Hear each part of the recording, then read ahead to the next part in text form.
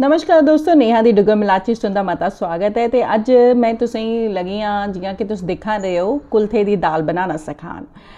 कुल्थे दी दाल सेहत वास्ते बड़ी गै चंगी होंदी है। इहदे च आखदे ने कि पत्थरी, किडनी स्टोन जिसे आखदे ने, कोलेस्ट्रॉल, वजन घटाने तो होर भी बड़े सारे फायदे ने। दाल बिंद गर्म होंदी है, इस वास्ते इसी सिर्फ स्याले च खाया जाता है। ये दाल मैं राती सेड़ी उड़ी ही क्योंकि टाइम लैंदी है। वैसे भी ये देसी कुल्थन तो ये गलने ज़्यादा टाइम लैंदे ने, इस वास्ते इसी असें सेड़ी उड़िया। हाँ हूँ इसी सीटियां लवाने, बिंद पाइए बसार। सारे मसाले तुसीं अपने स्वाद अनुसार पाने जिन्ने तुस खंदे हो। थोड़ी हरियां मैं ये मर्चां पाइयां, बसार पाया, लून पाया। तो वो बाद ये मैं किश बूंदा तेल दी पानियां। तेल पाने कन्नै केह् होंदा है कि जेड़ा दाल बाहर आई जंदी है कई बार सीटियां लगने पर, वो बाहर नहीं आग। तो पाने अस थोड़ा हरा तेल। हूँ केह् करना है, हूँ ये पाना है थोड़ा हरा पानी जिहदे कन्नै सीटियां अस लवाई सकचै। फ्ही ओहदे बाद अस करगे तड़के दी तैयारी। ये पाया असें पानी होई है जिहदी दाल जिहदे च पूरी डिप होई आ। हल्का नेहा मैं इसी रेड़ा दिता है जिहदे कन्नै मसाले इहदे च मिक्स होई जान। तो हूँ इसी कुकरे गी अस बंद करिए लवाने आ किश सीटियां। जनरली 7-8 सीटियां च दाल गली जंदी है। तो आओ जिन्नी देर ये दाल होंदी है उन्नी देर अस तड़का तैयार करने आ। हूँ तुस कढ़ाई च मैं तेल लैता है, तेल घ्यो किश भी ले सकते हो। थोड़ी हरी मैं हिंग पाई है, जीरा पाया है, प्याज मैं पहले दे कट्टे दे वो प्याज पाया है, थोम मैं बिल्कुल थोड़ा हरा पाया है क्योंकि दाल भी बड़ी गर्म होंदी है। तो मैं दिल्ली रहिए बनानी है, तो दिल्ली ठंड तो है पर जियां दाल की तसीर ज़्यादा गर्म होंदी है तो उस हिसाब नाल थोम थोड़ा मैं घट पाया है।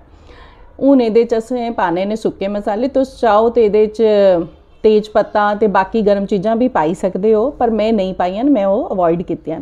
हूँ साड़ा प्याज जिहड़ा है वो थोड़ा थोड़ा गला दा। हूँ ये मैं पाने टमाटर भी मैं पहले दे कट्टिए रखे है। टमाटर प्याज का पहले की कट्टिए तैयार करिए रखे दा जिहदे कन्नै जल्दी होई जा।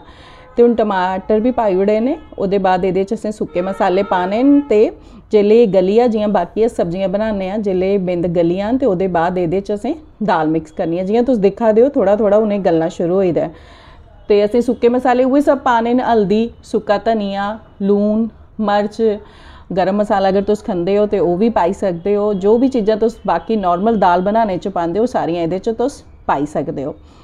सारी चीज़ां पाइए शैल मलाइए इसी परतिए अस थोड़ा हारा गैस पर रखगे जिहदे कन्नै कि मसाला और थोड़ा गलिया तो साड़ी जिहड़ी दाल है वो बड़ी स्वाद बनी आ।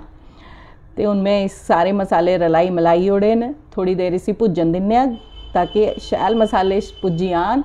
ये थोड़ा हरा मैं ब्यून पाया, तुसेंगी पता कि होना ब्यून क्या होंदा है, वैसे धनिया होंदा है कट्टे दा। हाँ तो हुण मसाला गलिया तो ये थोड़ा पानी पाने ताकि मसाला साड़ा कढ़ाई च नहीं लगे तो शैल ग्रेवी साड़ी तैयार होई आ।